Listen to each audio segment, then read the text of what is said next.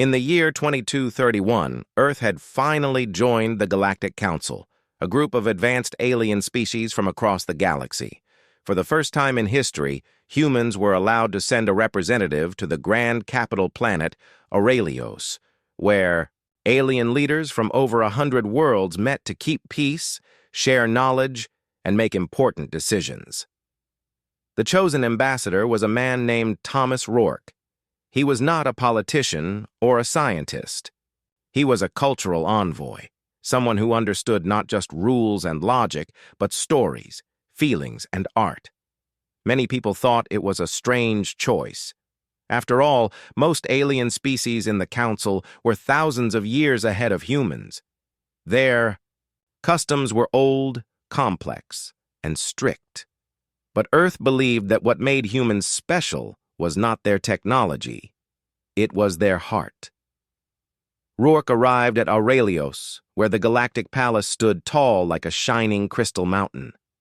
Every species had their own ambassador there, but none got as much attention, or strange looks, as the new human. The other aliens whispered about him. Some were curious. Others laughed. A few thought Earth was wasting time by sending someone so emotional. The most powerful species in the Council were the Varelians, tall, elegant beings with soft feathers and glowing eyes. They looked part insect, part bird, and they ruled with silence and order. Their leader, Queen Saravexa, was ancient and wise. She rarely spoke, and when she did, others listened. No one ever gave her gifts. No one ever dared show emotion in her presence. So it shocked everyone when a message came from the Queen's court. The human is requested for a private audience. Even Rourke was surprised. He asked the palace translator, "Is that normal?" The translator, a small, floating orb, answered, "The Queen has not requested a private audience in over 60 years. Rourke prepared carefully. He studied the Varelian customs. No sudden movements, no loud voices, no personal questions. Bow, never kneel. Speak only when asked. Do not give items unless requested. But Rourke had another idea. He remembered something from Earth's past, when explorers met other cultures for the first time. They brought gifts, not expensive gifts, but meaningful ones. So Rourke brought a small wooden box. Inside was a music box that played a gentle melody, a lullaby, from Earth.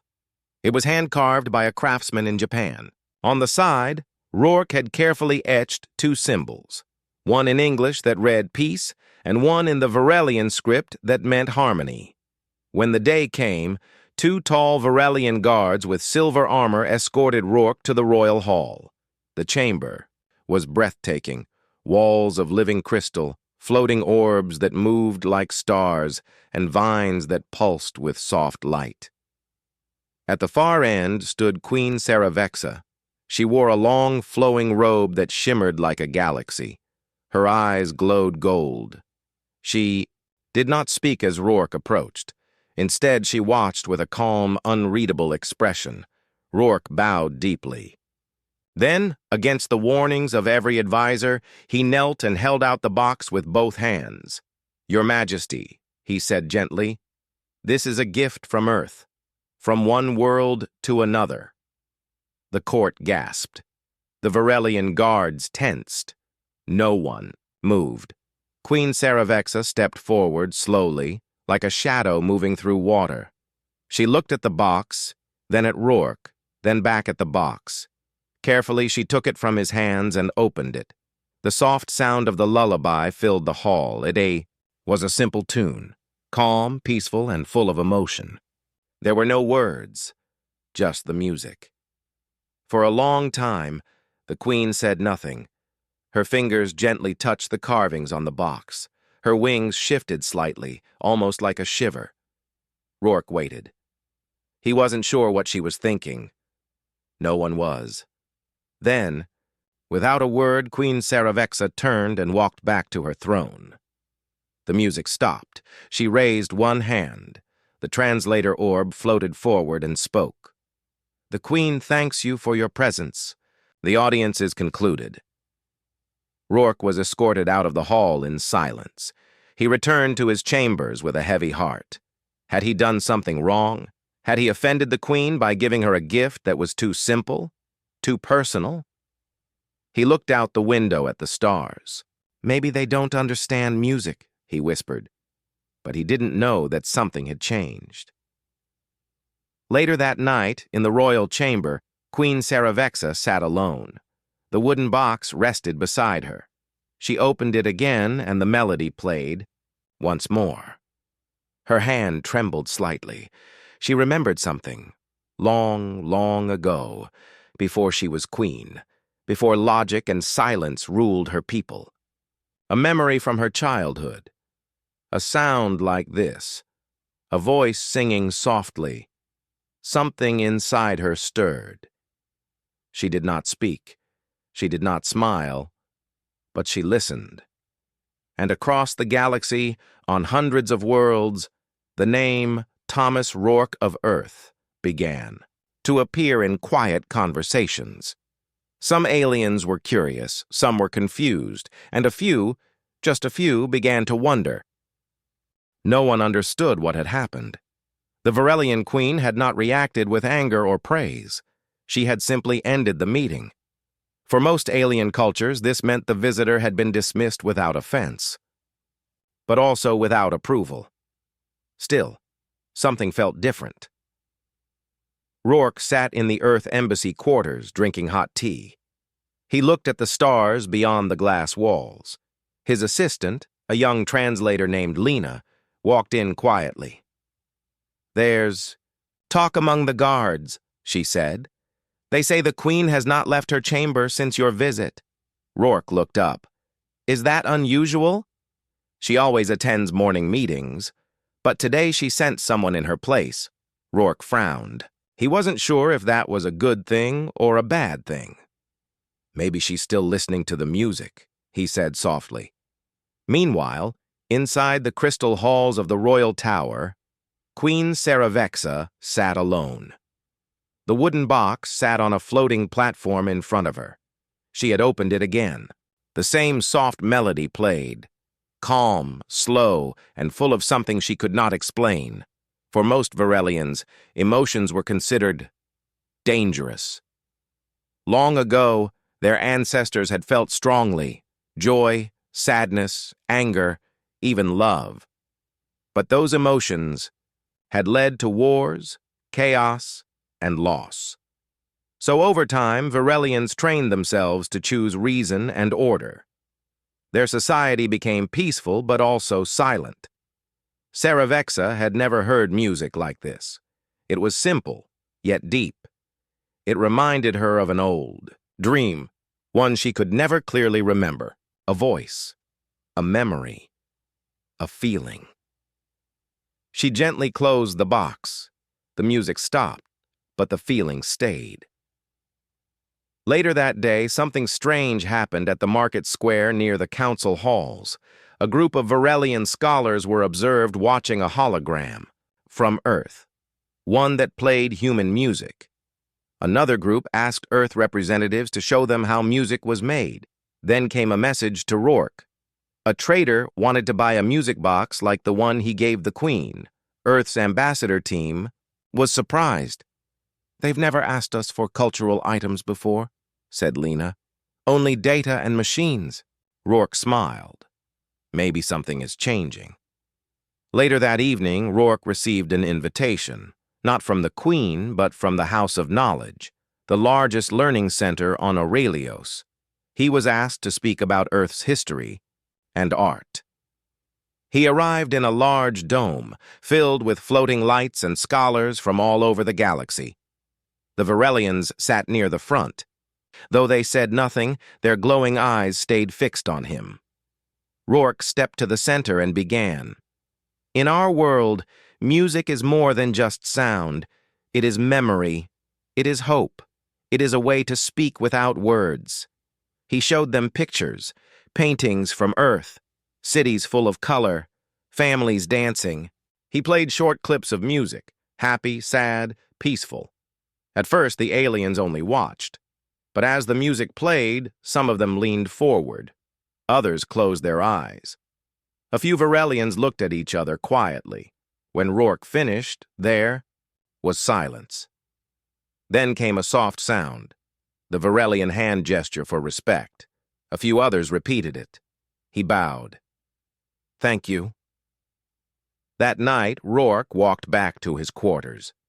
As he passed the garden paths of the council grounds, he heard a soft sound behind him. It was Queen Saravexa. She stood quietly near a glowing tree. Her robe shimmered under the night sky. The guards stayed far back. Rourke bowed again. "Your Majesty." The queen looked at him. Her eyes glowed softly, but this time they didn't feel cold. They felt searching. After a long pause, she spoke. "Your gift brought me silence." Rourke didn't understand. "Silence?" She nodded slowly. "Inside me."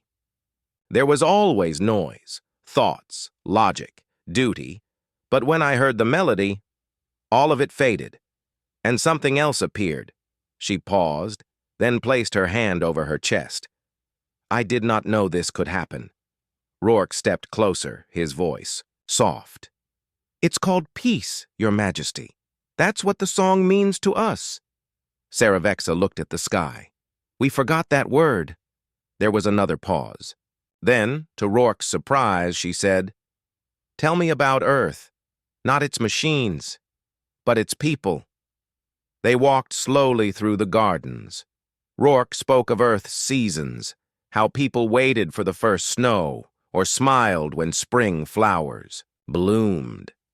He told her of children playing, of mothers singing, of people painting on walls even when they had nothing. He spoke of laughter, of friendship, of stories told around fire. The queen listened quietly. She asked few questions, but her eyes never left his face. By the end of the walk, she said only one thing: Earth is young, but not small, and then she left. The next day, more changes began. Varelian traders asked to visit Earth museums. Council delegates requested Earth storytellers. Even some logic-based species started asking about feelings, art, and memory. Thomas Rourke, the simple ambassador with a wooden box, had started something new, not with power or science, but with a piece of Earth. And across the galaxy, something was waking up. He had not given orders. He had not built a machine. He had not made a treaty.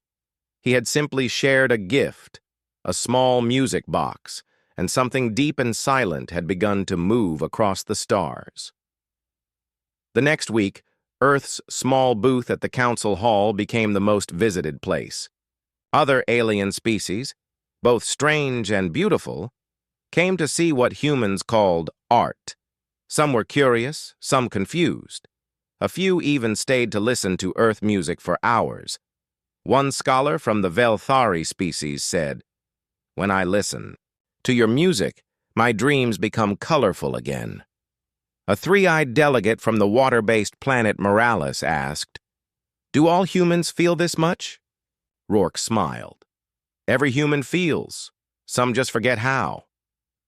The Varelians, however, remained mostly silent. They observed but did not comment. Many still believed in their way. Silence, structure, order. But something had changed since the Queen's private meeting with Rourke. Varelian scholars began requesting human books, not on technology, but on emotion. A few younger ones even tried painting with their claws, copying Earth colors. One made a glowing flower sculpture and left it quietly near the Earth Embassy. No one claimed it, but Rourke knew what it meant. It was a thank you. Lena, Rourke's assistant, was the first to notice the shift. "They don't just want to learn from us," she said. "They're starting to feel." Rourke nodded. "Maybe. That's what the council needs. Less power, more connection." But not everyone agreed. In the shadows of the council, behind the tall crystal towers and glowing lights, the Zirak Dominion watched closely. The Zirak were tall, machine-like beings, made of metal and blue glass. Their voices were robotic, their movements stiff and perfect. They believed in efficiency, logic, and control. Emotion in their eyes was weakness. To them, Earth's rise in popularity was dangerous. If more species followed the human way, the Council could become soft, chaotic, unpredictable. Inside their embassy, Supreme Controller Zorak stood before a display showing Earth's influence chart, rising slowly yet steadily. "This must be stopped," he said, "before emotion breaks the order of the stars." Back at the Earth Embassy, Rourke received another surprise, an invitation to speak at the High Assembly, the most important gathering in the Galactic Council. It was rare for a new member, world to be allowed to speak. Rarer still for the speaker to be someone who didn't lead with science or politics. He asked the messenger, "Why now?" The answer was simple. The Queen requested it. Rourke was stunned. The Queen hadn't spoken publicly in years. Her request gave him instant respect. He prepared for days. He chose his words carefully. He didn't want to impress them with facts. He wanted to reach their hearts. The day of the speech arrived. The council chamber was full. Leaders from 100 worlds sat in silence. The floor was round, with a floating platform that moved slowly so all could see the speaker. Rourke stepped forward. He carried nothing in his hands. He wore no armor, no decoration, just a simple suit, Earth's traditional diplomat attire, and a calm face. He began with a story. "Long ago on Earth," he said, "a child cried in the night. She had lost her parents in war. An old woman, who had no family of her own, heard her and came. She held the child and sang to her. It was a simple song. No one wrote it down. But that song healed a broken heart." He paused. "That is what music can do, what feeling can do, what humanity can offer." The chamber was silent, not cold silence, listening silence. "We are not perfect," Rourke continued. "Our world still struggles, but we know the power of connection. We know how to forgive. We know how to cry, and most of all, we know how to hope."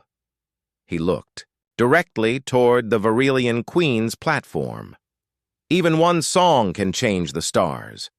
After he finished, there was no applause. The council did not clap. It was not their way. But then, Queen Saravexa stood. She raised her hand, not in command, but in quiet recognition. Other delegates followed. One by one, hands rose, not for rules, for respect. The Zirak did not move, but they noticed. Later that evening, as Rourke returned to his quarters, he found a message waiting. Not from the Queen, not from an ambassador. It was from a Virelian child. Just a small message on a data crystal.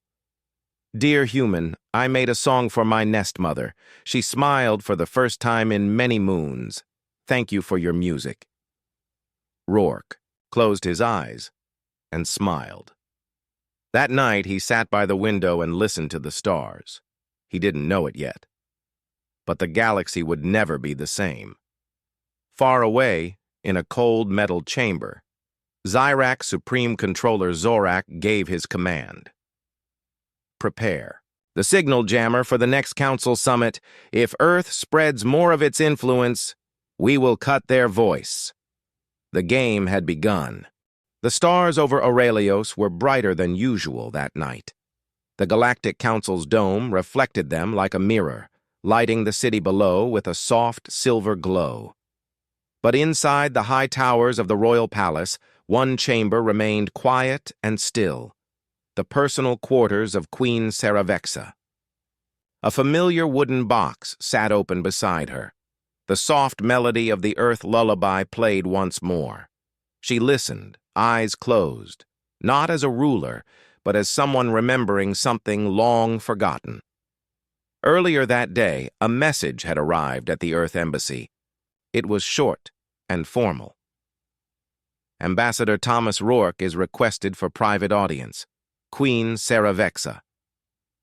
Rourke received the message while drinking tea with Lena. His hands froze slightly.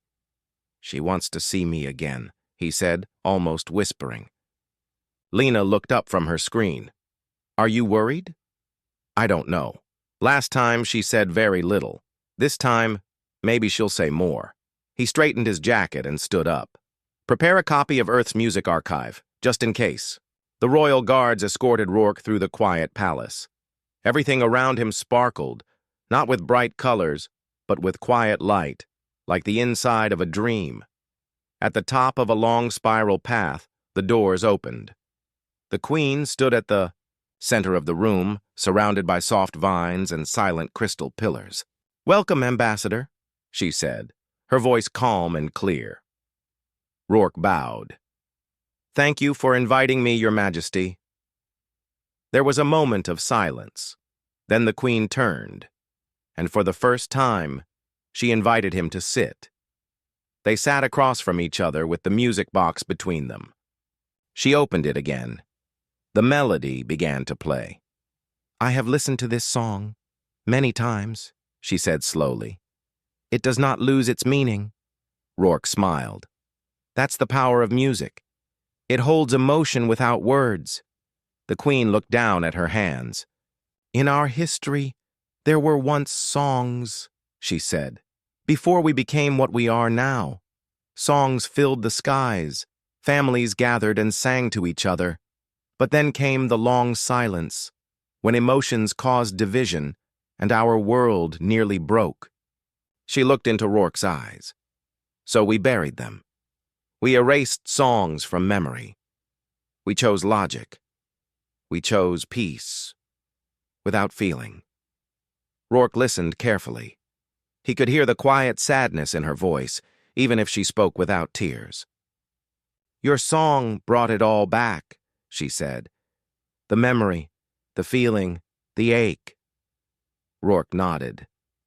"Some feelings hurt, but they also heal." The queen stood and walked to the edge of the chamber, where stars shimmered through the glass. "When I first heard this melody," she said, "I did not understand it. I felt a tremble inside. I thought it was fear, but it was not. It was something softer, something older." She turned to face him again. "I want to understand it." Rourke spent the next 2 hours sharing stories from Earth. Not about science, not about politics, but about emotions. He told her of his mother's lullabies, the way they brought comfort on cold nights. He spoke of his brother, who painted landscapes during hard times, finding peace in each brushstroke. He described music festivals on Earth, thousands of people singing together, strangers united by melody. The queen listened without interruption. Finally, she asked, "Does your world ever fear its feelings?" Rourke answered honestly, "Yes. Sometimes we fear them. But we also believe that hiding them only brings more pain. We face them together." The queen stepped closer to the music box. "And if my people remember their emotions, what will happen?" Rourke spoke carefully. "They may cry. They may feel joy again. It will not be easy, but they will remember they are alive, truly alive." Saravexa was silent for a long time. Then she did something unexpected. She reached into a hidden panel beside her throne and brought out an object. It was ancient, a small Varelian shell pendant, dull with age. When she touched it, a faint humming began, soft and haunting. "This is the last melody of our world," she said. "Only I carry it now. No one else remembers it." She held it out. "I give it to you." Rourke took the pendant with both hands, honored. "I will keep it safe." "It is not just for safety," she said. "I want you to share it. Let others hear it again. Let them know who we once were." Later that night, back at the Earth Embassy, Rourke sat with Lena and played the Varelian melody through Earth's translator system. The sounds were strange but beautiful, like wind through trees and distant rain. Lena's eyes widened. It's haunting. It's history, Rourke replied. History waiting to be remembered.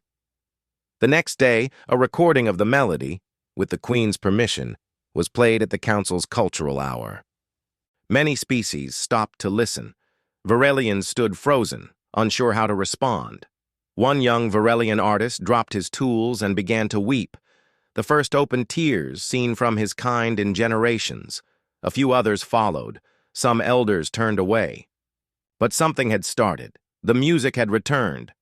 Far across the city, in a cold chamber, Zyrak Supreme Controller Zorak received the report. Varelians are showing signs of emotional revival. Earth influence is spreading. He narrowed his glowing eyes. Then it is time. He pressed a button on his console. Activate the plan. At the next council summit, Earth's voice will be silenced. And so, while music and emotion began to rise, a shadow of silence prepared to fall. But what the Zyrak didn't understand was simple. Once a heart remembers how to feel, it can never forget again. The Galactic Council was preparing for its next great summit, a meeting where leaders from every world came together to discuss the future of the galaxy. This time, the air was thick with tension. Ambassador Thomas Rourke paced his quarters in the Earth Embassy on Aurelios. The peaceful days were fading. Rumors had spread that the Zyrak Dominion, a cold and calculating empire, was planning something against Earth. They did not like the rising influence of human emotion and art. Lena, his assistant, approached with a worried look.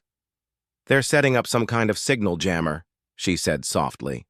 "It could block our communications during the summit." Rourke frowned. "They want to silence us. We have to be ready." Meanwhile, far away in the metallic halls of the Zyrak Dominion, Supreme Controller Zorak watched the preparations with cold eyes. "Earth's ideas weaken us," he told his advisors. "Their emotions spread like wildfire. If we allow this, the galaxy will become chaotic. We will lose control." His advisors nodded. "Destroy their voice. Let logic reign." Back on Aurelios, the council was divided. Many worlds admired Earth's new place in the council. They saw how the human gift of feeling had started to change others. The Varelians, once silent and cold, were now experimenting with art and emotion. Other species began asking about Earth's stories and music, but some worlds feared change. The summit began. Delegates filled the grand chamber, the great round hall glowing with soft lights. When it was Earth's turn, Rourke stepped onto the floating platform. His heart was steady, but he knew the Zyrak were watching closely. He spoke clearly. "Honored leaders, we come not as conquerors, but as neighbors. Our world may be young, but we offer a gift older than stars, the power of hope, peace, and understanding through connection." He told a story of a small Earth village that rebuilt itself after a great storm, not through machines or weapons, but through kindness and shared song. The council listened. Many faces softened. Some nodded. Suddenly, the chamber's systems flickered. Lights dimmed. A low hum filled the room. The signal jammer was working. Voices grew quiet. Communications cut off. Screens went dark. A shocked silence spread. Rourke felt the cold grip of fear, but he did not falter. In the dark, Rourke raised his voice louder. "Even if you silence us, the spirit of connection cannot be stopped. It lives in every heart that remembers kindness." He looked around the chamber. Delegates turned on small personal devices, sharing Earth music quietly between themselves. The melody from the wooden box played softly again, spreading through hidden speakers. Whispers grew into voices. Voices became song. Queen Saravexa rose slowly from her throne. The entire hall fell silent again. Then, in a moment no one expected, she began to sing. It was the lullaby, the one from the music box. Her voice was soft, trembling at first, then growing stronger. It carried the memory of lost feelings, hope, and the courage to feel again. The delegates watched, mesmerized. The Xerac delegates shifted uneasily. Their supreme controller clenched his metal fists. "This is madness," he hissed. "Stop her!" But no one moved. As the Queen sang, something remarkable happened. A few Varelians wept openly. Others reached for their neighbors' hands. Across the chamber, alien species began to smile, some for the first time in years. The song became a symbol, a call to remember that even the coldest heart could warm. When the Queen finished, she spoke clearly. "Let us not forget what makes us alive. Logic alone cannot guide us. It is emotion, hope, and understanding that build true peace." The council erupted, not in noise, but in quiet applause. Delegates raised their hands, honoring her words. The Xerac were defeated, not by weapons, but by a melody. After the summit, Rourke and Lena returned to their quarters. "This will change everything," Lena said. Rourke nodded. "The galaxy is waking up, and we will be ready." Far away, Supreme Controller Zorak watched the news reports. His plan had failed. He clenched his fists again. But this is only the beginning. The Great Hall of the Galactic Council buzzed with quiet conversation. Delegates from many worlds gathered, each preparing for the final day of the summit. The air was filled with hope and tension. The shadow of the Xerac Dominion still lingered, but the recent changes had given the Council a new strength. Ambassador Thomas Rourke stood near the entrance, watching the crowd. He felt a mix of pride and nervousness. The story of Earth's gift, a simple music box and a melody, had grown beyond what he had imagined. The Queen, Saravexa, was silent in her throne room. But everyone knew this summit would be different. She had promised to speak. The meeting began as usual. Speeches were made, deals discussed, alliances tested. The Xerac delegates sat stiffly, their faces unreadable. They watched the humans and the Varelians with suspicion. Then it happened. When it was time for the Queen to speak, she rose slowly. The hall fell into deep silence. No one expected what came next. Saravexa lifted her head and began to sing. Her voice was soft, clear and trembling. The ancient lullaby, the same melody from the music box, filled the chamber. Her song told a story of loss and hope, of a people who once felt deeply but chose silence to survive. As she sang, the delegates watched in awe. The coldest faces softened. Some wiped tears. Others held hands. The song carried a message. Feeling was not weakness. It was strength. The Xerac Supreme Controller, Zorak, sat rigid. His face showed anger, but no one moved to stop the Queen. The power of her voice held the room. When Saravexa finished, she spoke. Not as a distant ruler, but as a being reborn. "Today, I stand not only as a queen, but as a voice for all who have forgotten what it means to feel. The gift of emotion is a bridge between worlds, a light in the darkness." Her words echoed through the hall. Delegates rose to their feet, applauding with quiet hands. The council chamber filled with warmth and hope. The Xerac found themselves alone in their cold silence. Their plan to silence Earth had failed. After the summit, Rourke and Lena walked through the gardens under the stars. The music box, now a symbol of peace, played softly in Rourke's pocket. "We changed something," Lena said. Rourke smiled. "We reminded them that being alive means feeling." The Queen had found her voice again, and with it, the galaxy had taken a step toward a new future.